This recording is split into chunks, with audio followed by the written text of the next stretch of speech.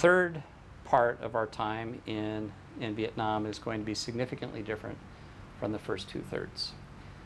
Tomorrow morning at 5:30, our bus takes us down to Lom Xuyen and An Giang University, deep in the Mekong. It's about a 4-5 hour trip past lots of fruit orchards and rice paddies as we get to Lom Xuyen. We'll cross the Mekong River a couple of times.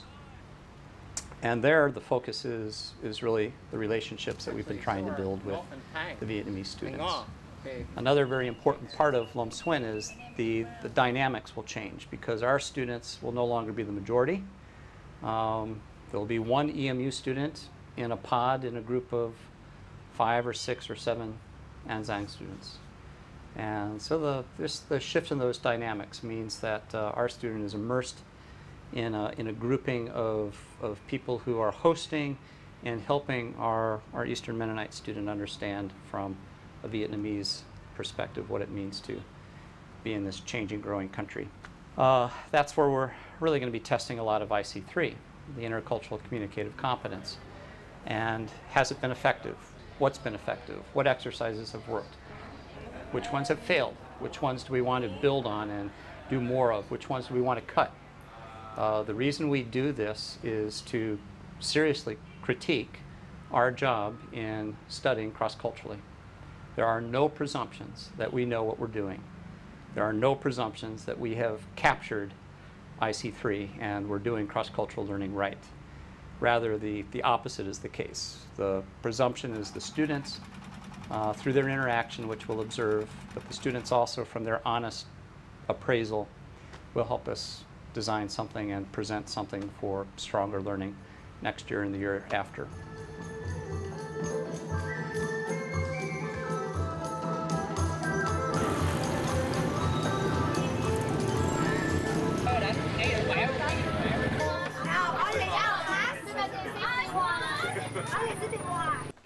Lom Xuyen was awesome.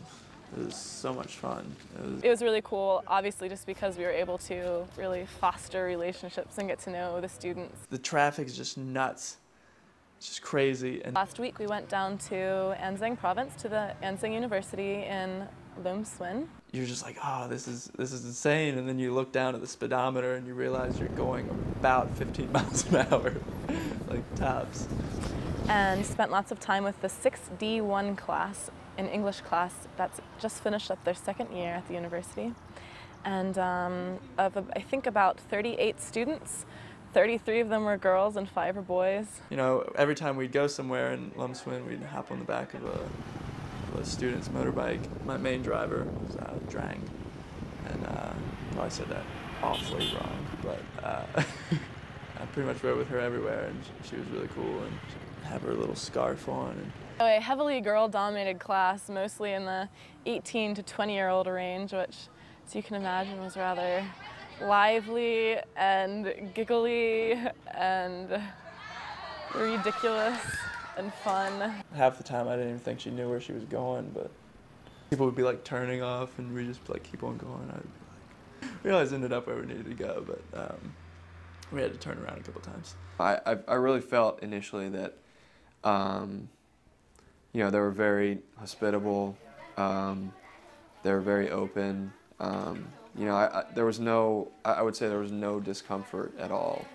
When we were there, it was pretty routine. Every morning we met as a group at 7 o'clock for breakfast, and someone would lead a reflection of some sort.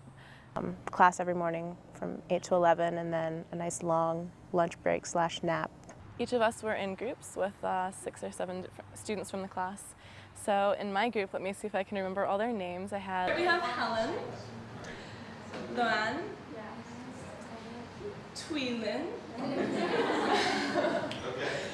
Yoon, me, Min, and Lang An.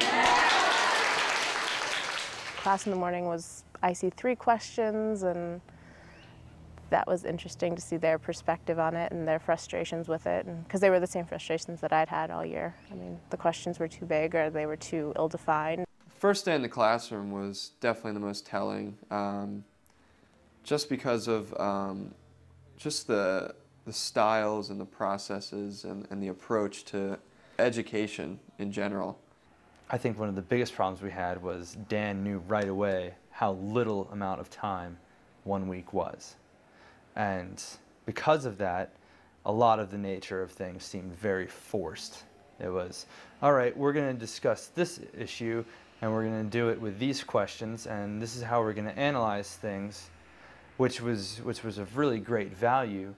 But also I feel that, you know, there were times when we'd split up into small groups, and my group, you know, we all jumped on the back of mopeds, and we went out and they showed me a place where college students in town would go and get a late bite to eat, and we just sat and chilled and talked, and there was much more open dialogue, maybe not delving into such deep issues, but, you know, it was a much more natural, much more, you know, it wasn't forced. The afternoons were just fun. I mean, we were on the backs of their motorbikes going through the city, and after class we have tour around Lam Suan to visit the fish farm, maybe to go to the crocodile farm, or maybe kimchi, embroidery, the markets, to show you the way of living of Vietnamese people.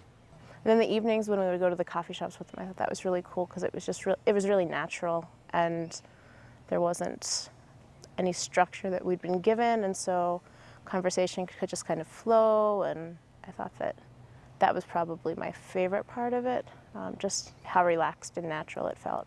I really appreciated having the time to get to know that aspect of the culture, of the youthful culture in Vietnam. I don't know, just having intimacies shared and talking just like I would with a close friend at home. And I mean, that's what was so amazing is these, like a number of these girls did feel like my close friends, the way they opened up to me and the way we were able to talk together, even though I was with them all of, what, 5 or 6 days. So that was incredible. I mean, even the second day, they were really opening up to me, and that just blew me away.